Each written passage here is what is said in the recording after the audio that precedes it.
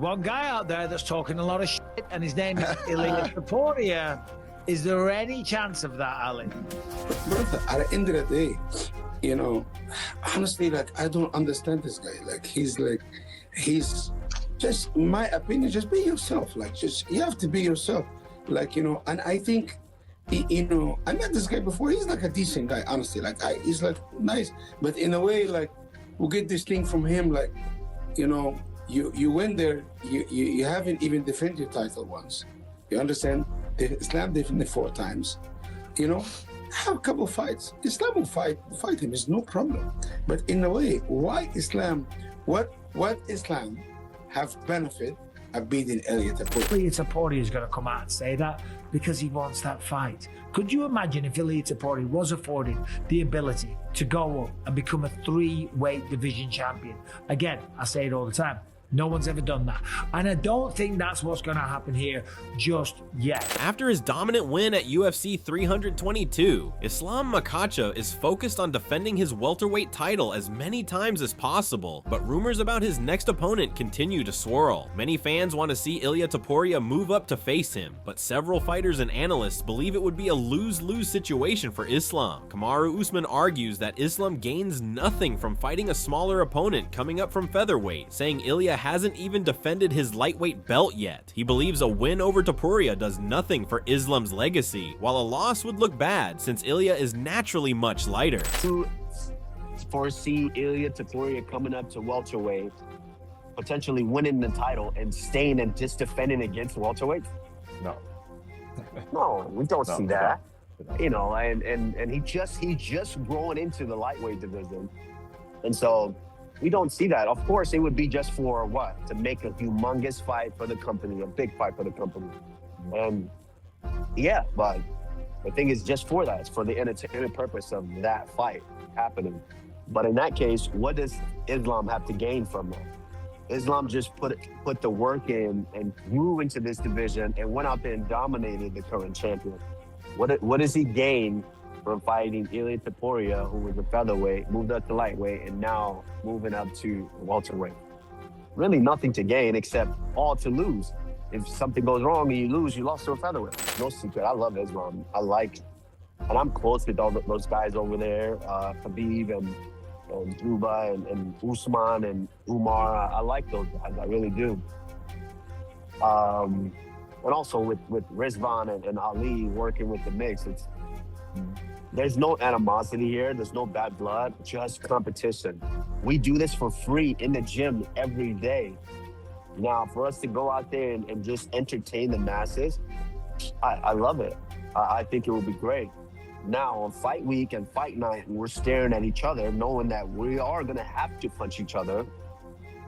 I think that feeling might change momentarily, but if I do hurt him and he's down and there's a follow-up shot to potentially put him away, that's the difference. Is I won't take that shot. Ali Abdelaziz echoes this sentiment, questioning why Topuria is aggressively calling out Islam when he hasn't built a championship resume at lightweight. He advises Ilia to slow down, defend his title a few times, make money, build his own legacy, and only then look toward a super fight. Ali also emphasizes that Ilia would enter the cage at least 20 pounds lighter than Islam and shouldn't follow the Conor-style strategy of talking for attention without being ready for the consequences. One guy out there that's talking a lot of shit, and his name is Ilia Topuria. Is there any chance of that, Ali? Brother, at the end of the day, you know, honestly, like, I don't understand this guy. Like, he's just, in my opinion, just be yourself. Like, just, you have to be yourself. Like, you know, and I think, you know, I met this guy before. He's like a decent guy, honestly. Like, he's like nice, but in a way, like, we get this thing from him, like, you know, you went there, you haven't even defended your title once. You understand? Islam defended 4 times. You know, have a couple of fights. Islam will fight him. It's no problem. But in a way, why Islam? What Islam have benefit of beating Ilia Topuria? Arman Tsarukyan, however, believes Ilia would be a tougher stylistic challenge for Islam than Jack Della Maddalena because of his punching power and ability to hurt almost everyone he faces. Вот многие после такого выступления считают, что бой с Ильей — это полный мисс-матч. Ты как считаешь? Не факт. Я думаю, что с Ильей будет намного тяжелее, чем с Мадаленой было. Из-за низкого центра тяжести и борьбы. Из-за антропометрии, и я думаю, что у Ильи намного тяжелее удар, чем с кем он дрался? Джек Делла Мадалена. Я думаю, что у Ильи тяжелее удар, чем у Мадалена. Мадалена меньше ронял, чем Илья. Илья почти всех роняет. Michael Bisping doesn't see Topuria versus Islam happening anytime soon. He believes Ilia will likely defend his featherweight belt several more times before even thinking about moving to welterweight, especially with contenders like Tsarukyan, Paddy Pimblett, or Justin Gaethje waiting. Bisping also highlights how stacked the welterweight division is, with names like Michael Morales, Carlos Prates, Shavkat Rakhmonov, Bilal Muhammad, Ian Gary, and even Kamaru Usman all in the mix. Ilia Topuria is going to come out and say that because he wants that fight. Could you imagine if Ilia Topuria was afforded the ability to go up and become a 3-weight division champion? Again, I say it all the time. No one's ever done that.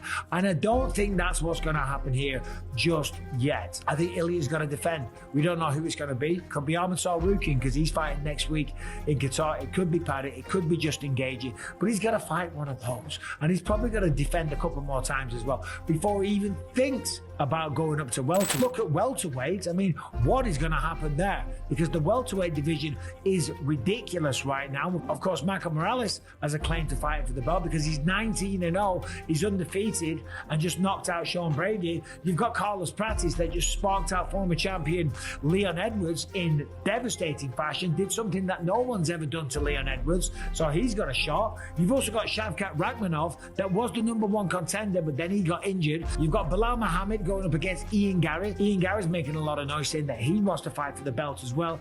And then, of course, after all that, you've got Kamaru Usman, the Nigerian nightmare. So there is no shortage of opponents. Oh, you've also got Joaquin. Demetrious Johnson and the MMA guru both question whether Ilia Topuria and a huge welterweight like Michael Morales should even be in the same division, arguing the size difference would be too extreme. They also note Makhachev's suffocating top control, which breaks opponents even before he submits them. Ilia Topuria and Michael Morales be in the same weight class. Ilia Topuria taking on Islam Makhachev. Is it at 155 or is it at 170? It's unfair at 170. At no point in UFC history should Ilia Topuria and Michael Morales be in the same weight class. The difference would be too much. With Makhachev, it's not limbs, it's the back. When he's on top, you can see his back. Or maybe Ilia could listen. Doubting Ilia has become like a loser's profession, and maybe he'll get in Makhachev's head a little bit as well. JDM was kind of just sort of staying calm in the build-up. You know, someone will ask him a long-winded question, and he'll go, "Yeah, we'll see," and that's it. In the end, everything comes down to one simple truth: Islam Makhachev's next move will shape not only his legacy, but the future of the entire division. Whether he chooses to respond to Topuria's bold challenge, test himself against Usman's experience, or continue asserting dominance over the stacked welterweight contenders, every option carries massive stakes. One thing is clear: Islam now stands at a point in his career where every potential fight isn't just a matchup, but an opportunity to write another chapter in MMA history.